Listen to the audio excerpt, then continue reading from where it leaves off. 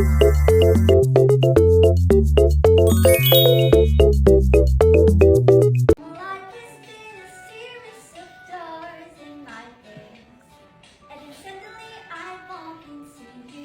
was thinking the same thing, just like I've been searching my whole life to find my own place. It's the party talking, Charlie found you. But with you, I found my place. And it's something like I never known before. Love is an open doors. Love is an open doors. Love is an open door. With you, with you. Love is an open door.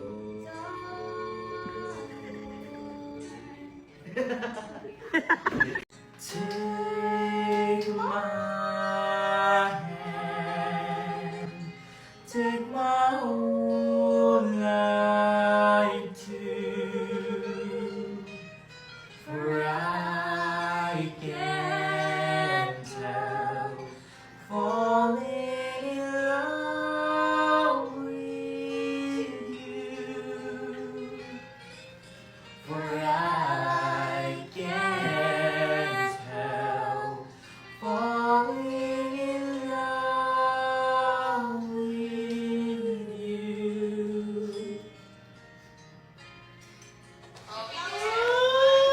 So ayun guys, nahanap ko na yung bahay nila Elaine. Grabe, sobrang na-miss ko siya dahil ang tagal din naming hindi nagkita. Siguro 1 week or 3 days ba? Sobrang na-miss ko talaga siya. At syempre, tulad ng dati, ganun pa rin naman yung pagtingin ko sa kanya. Kaya ngayon, mahal na mahal ko pa rin siya. At crush na crush ko pa rin siya. So ayun, tinawagan ko si tita para malaman ko kung nasaan yung bahay nila. Sinabi naman sa akin ni tita, akala ko pag tinawagan ko si tita, magagalit sa akin. Ayun pala hindi. At talagang pinapunta niya nga ako at gusto niya pa nga akong pag-stayin dun. Kaya nga nagdala ako ng maleta.